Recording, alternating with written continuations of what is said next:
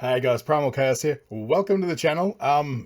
Boy, do you guys like Jinjer? It's wild, man. Like honestly, I've said it a couple of times. I've fallen down the rabbit hole, and deservingly so. Jinjer are an amazing band. An amazing band I wish I discovered a lot sooner. However, I feel like this is a really good point in my life to really deep dive and get into these guys, and I'm doing it slowly through these reviews. Now, if you signed on when I was doing Lorna Shore, or more Bring Me the Horizon stuff, or Parkway, there'll be plenty more of that. Okay, don't panic. This isn't a permanent sort of juncture. The problem is just time. You know what I mean? I can only do the videos that are right in front of me at the time. I've had so many wonderful suggestions of just really esoteric sort of, at least to me anyway, choices of songs and bands, and I want to get to all of them. The problem is, it may seem like I've put out a ton of content in the last 3 weeks. I've got 20 something videos, but I'm genuinely squeezing them into whatever seconds I can get to be in front of the camera, and the reason I'm doing that is because you guys have been so amazing with your comments and your support and everything like that.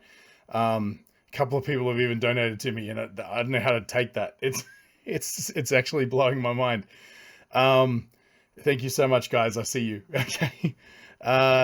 It's just, this whole thing is happening really, really quickly, and I'm super excited about it. But just be aware, this isn't going to become the Jinjer channel for those of people who maybe aren't super psyched about it. But I know that most of you are.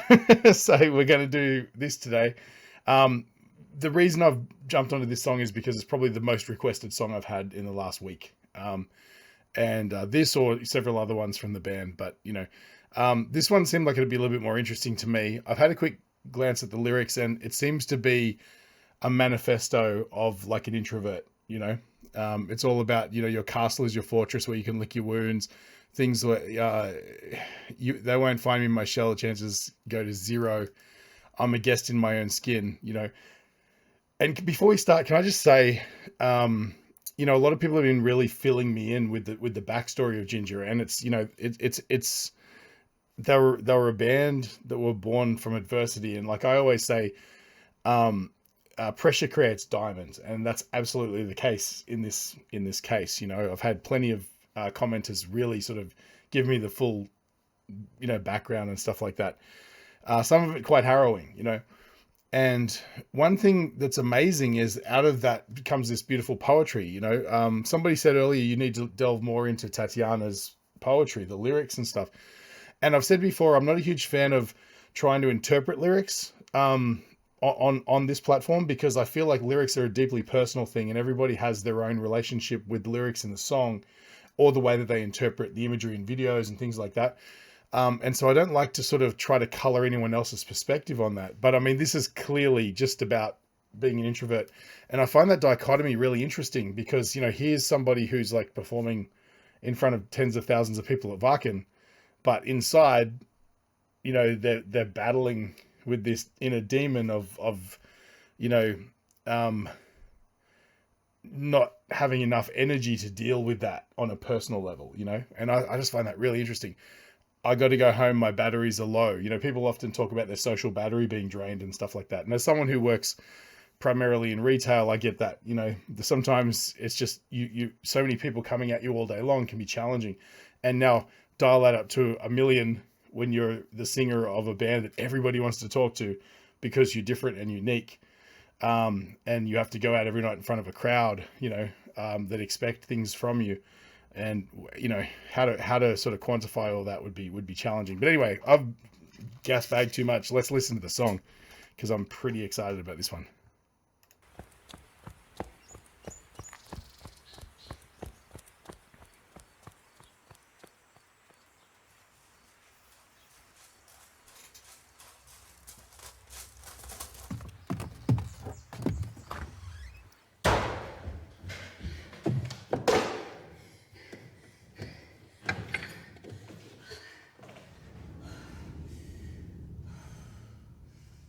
Great color.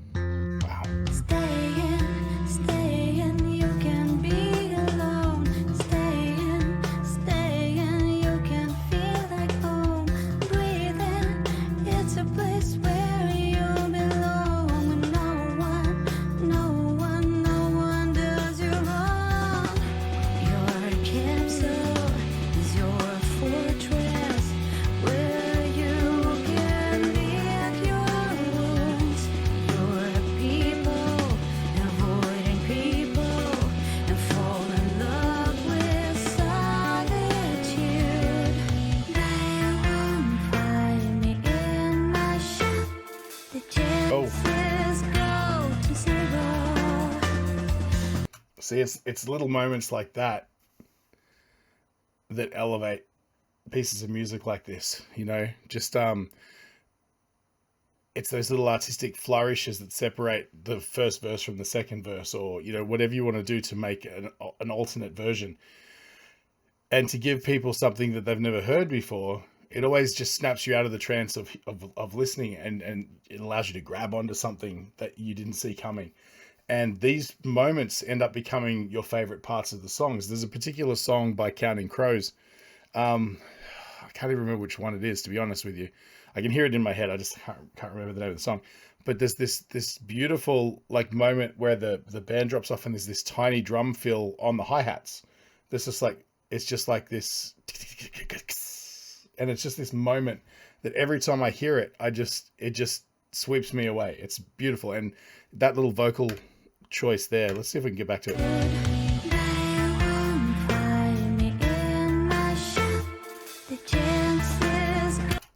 Anybody else would have just sung through that and the band would have kept playing. You know, it's, wow. I need to go back further because you know, there's so much going on here. First of all, I just love how, like, I'm trying to find the right word. Just, there's something about there's like a, sort of like a delicate, organic feel to the sound of the band. You know, you really sort of feel this. It almost sounds like a nursery rhyme should be over the top of it or something like that. It's calming, and I mean that's indicative of her finding her comfort place. You know, where she can be alone from the world and do her art and be creative without the pressures of other people being there. You know, it's what I was getting at. It's like a lullaby. You know.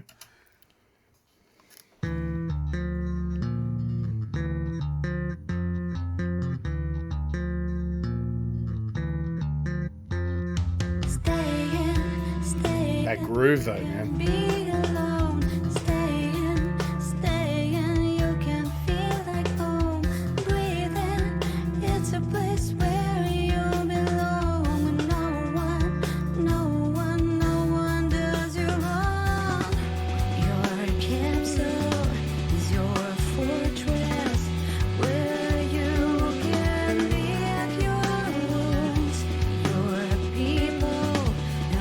The bass line just sweeps you away. It just takes you on a journey, you know. Come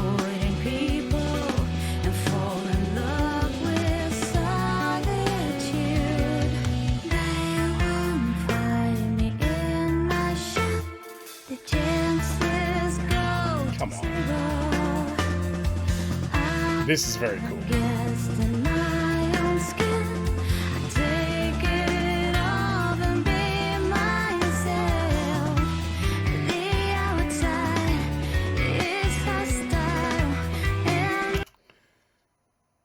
I didn't notice when it happened, but at some point in the clip, it went full color. And I know at the start it was black and white. Maybe it was when she started doing her art, it switched over. I'd have to go back, but I've done that already. I'm not going to do that to you guys again.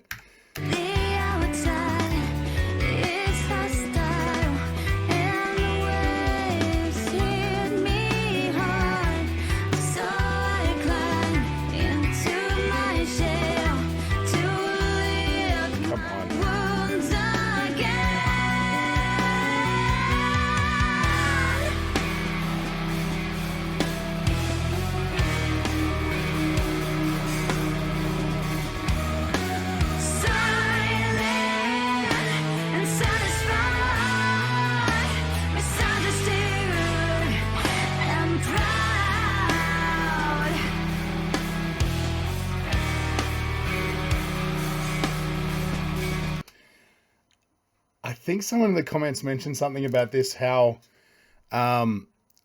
it's representative of her being tormented by the band to get the work done, to get the songs finished, and you know, she's maybe terrified of releasing the poetry out there into the world.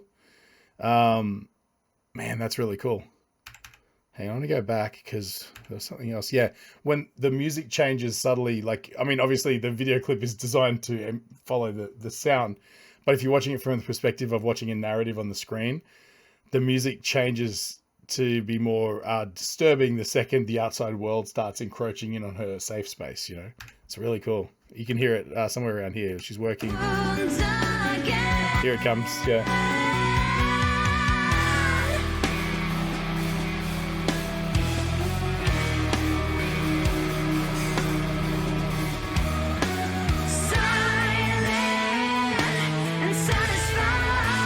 Come on.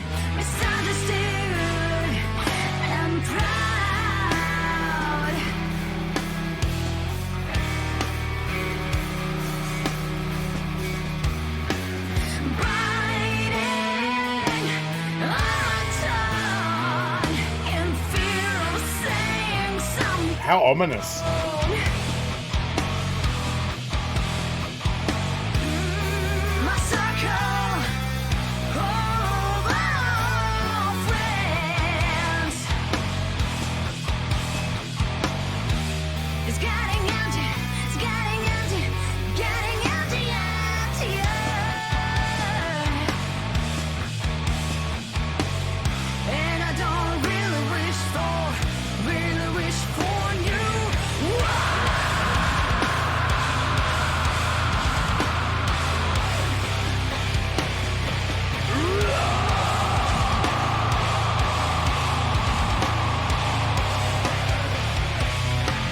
Jesus Christ, boys, leave Tatiana alone. Okay, something I was thinking, it was bouncing around in my head as I was trying to fathom what was going on there. That's, wow. This is one of those songs where I'm going to have to listen to this 1,000 times to be able to understand the nuance of it, you know. But one of the things that struck me was, like, the way I understand it, Tatiana writes the lyrics in her native tongue. Forgive me for my ignorance, but Russian or Ukrainian, I'm not sure how it's sort of broken down, and then translates them into English. And a lot of times these European artists constantly just baffle me, how their command of like English speaking poetry is so succinct, you know. Like the other one that's like that is every time I read lyrics by, you know, written by Thomas from Nightwish, I just can't fathom how they can put together such beautiful poetry in a language that's not their native tongue. They can all speak English, right? They can speak English fine, but there's a difference between understanding, you know, how to communicate and also to be able to write prose, you know, or write like poetry. And I mean, that's all song lyrics are. They're poetry to a beat, you know. But that's, I mean, my hat's off. And you know, the other thing too that I wasn't aware of, I'd heard of Tatiana speaking to Elizabeth from the Charismatic Voice, and she was talking about, you know, how she came about like finding her voices with all the screaming and stuff like that, and finding like influence from bands that made her learn how to scream. And so from that, I took it to understand that Tatiana had only ever screamed, right? Like she grew up learning to scream. You guys have all filled me in on the details, and now I understand that she sort of bounced around in the early days between a number of different bands doing reggae and all sorts of different styles. And you know, now it's sort of all fallen into place. I understand now why her phrasing and her melodic phrasing and stuff like that is so good, and how she can, you know, she can cut it with the rest of the band, you know, with like jazzy kind of licks and inflections and flourishes and things like that. Like it all makes sense now. In fact, there's something about this song that kind of reminds me, particularly in the early parts, it just reminds me of kind of like ethnic gypsy music to a degree, you know, and I'm sure there's some influence there as well, but it's not overt. It's just something in the rhythms and the melodies in the rhythm section and things like that. One other thing I wanted to say really quickly too, and again, forgive me, I'm terrible at remembering names. The drummer, the way that he plays, kind of, and I know he comes from a classical piano background. Thank you guys again. You guys, I couldn't ask for more detailed, you know, like details about the bands. But yeah, he seems to me to drum far more like a percussionist than a drummer, if that makes any sense. Like the rhythms are never just straight grooves. They're always all over the kit. Almost like if he was playing, you know, if he was playing congas or something like that, it would be exactly the same concepts of rhythm. You know, there's never so much about kick and snare like most rock drummers are. It's all toms and and everything like that. And I mean, some beautiful snare work as well. But to me, as a non-drummer, I take it more to be similar to that concept of percussion rather than drumming, and it works perfectly with these guys. I gotta go home, my battery is low. This life is okay. Lockdown. I gotta go home, my batteries are low. That's what it's all about. Whatever asked of the air, I had it down from the beginning. When did this become Kill Bill? Should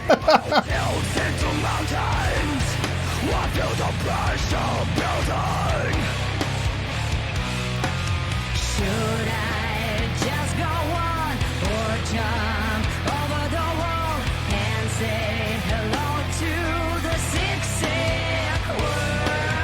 I gotta go home, my batteries are low. This life is a lockdown. I gotta go home, my batteries are low. That's what it's all about. What a great video.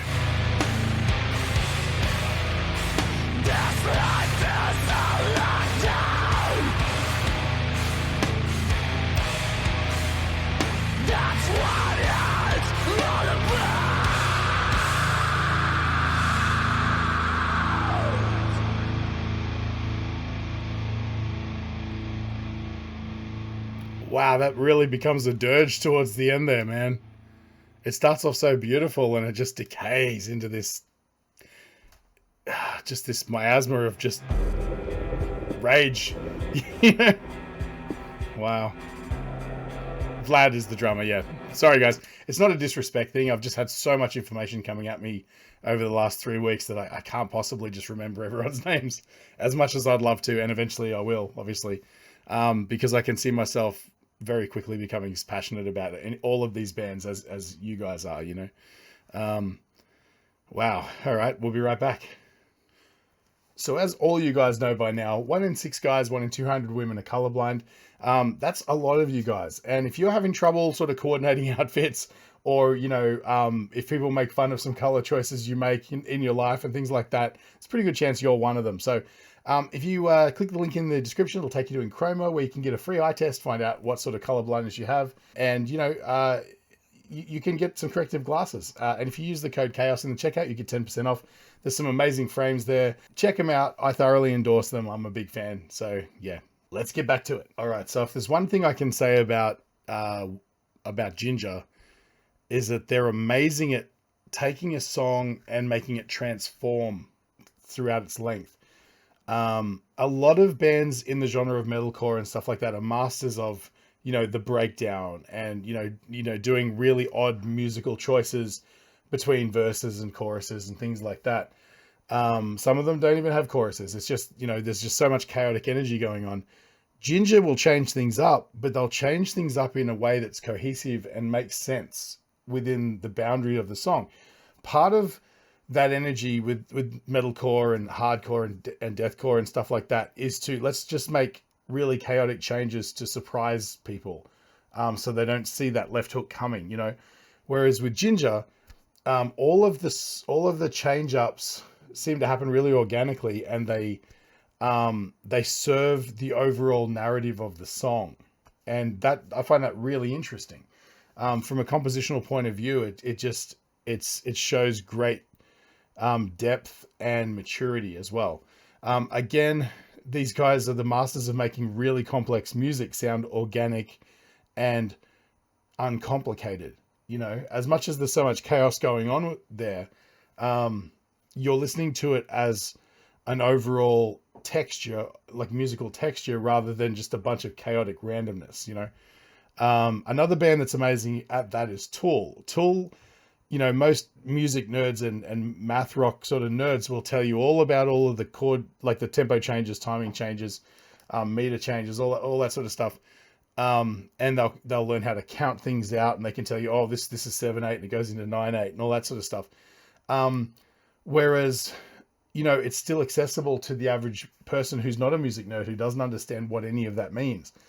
And they do that by making an organic feel to that chaos. They sort of somehow mold it into this shape that's palatable for the listener, rather than a lot of techie sort of bands that are really playing to people who can count measures and things like that. You know, I mean, to me, I'm not, I understand all that stuff, but I'm not super great at counting rhythms and things like that. Like I said, I'm not a drummer, and it's not really the kind of music I produce. I admire Tool. So many of their albums are some of my favorites of all time. But it's like, you know, I like to just enjoy the music, and the way that I interpret a lot of those complex songs with complex tempo changes is I count 1 2 1 2 1 2, because no matter what the beat is, you're always in time.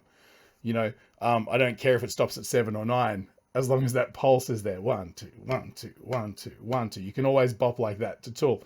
And I'm getting away from the point, but what I mean to say is that Jinjer are masters of weaving a complex tapestry with a beautiful, simplistic image, you know, and it cannot be understated how powerful a tool that is. Yeah, I mean, as usual, TATIANA was amazing. The lyrics, the poetry is, it's so visceral. You can feel what she's feeling. But at the same time, like, the video clip sort of illustrates it in a little bit more graphic way, you know. I'm not sure if there's genuinely any animosity between her and the band, or if it's just one of those personal conflicts that she finds herself having to deal with on her own level. You know, as I said before, it's all interpretation. And my interpretation is that, you know, she values the sanctity of her aloneness and her time alone, to recharge her energy that you know, is generally taken from her by the band and the audience, and, you know, people constantly being in her face and everybody talking about her online and things like that, as I'm doing right now. But you know, at least she's put in this creativity and this energy into being creative and coming up with amazing things. The band, of course, you've heard me rant on about them in the past through other songs, but they're always perfect. You know, I mean, it's the rhythm section is fast becoming one of my all-time favorites. Drums and bass are always spot on. The guitar player adds beautiful melodic texture to everything. It seems almost like, in this case, a lot of times, a lot of the melodic phrasing of the music is done through the bass guitar, and the guitar is like the dressing on top, you know, until it gets to the heavy riffing, and then it sort of switches around. But all those clean parts you sort of get at the start of these sort of songs. You know, the guitar set tends to be more arpeggiated sort of textural stuff, whereas the bass is what sweeps you away and takes you on that melodic journey, you know. Yeah, this is, I know this is going to eventually become one of my favorite songs, but I really need a deep dive into it. This isn't a reaction song. It's not something you can take in one go. And I want to thank everybody who recommended it. You guys have been amazing. I can't get over how fast this channel is growing. It's actually starting to freak me out a little bit. And I mean, I'm only at small numbers, but I'm just noticing the trajectory. And if this goes the way that it looks like it's going to go, yeah, this is going to be a weird trip. And I hope you all come along on the journey with me. But thank you so much again. If I've brightened your day at all, if you choose to, just buy me a coffee. There's a link in the description. And also, don't forget to check out Enchroma as well. I fully endorse them because they changed the way I look at color and stuff like that. And the glasses are A1 in my estimation. I think that's about it. Thank you guys again, and I'll catch you on the next one.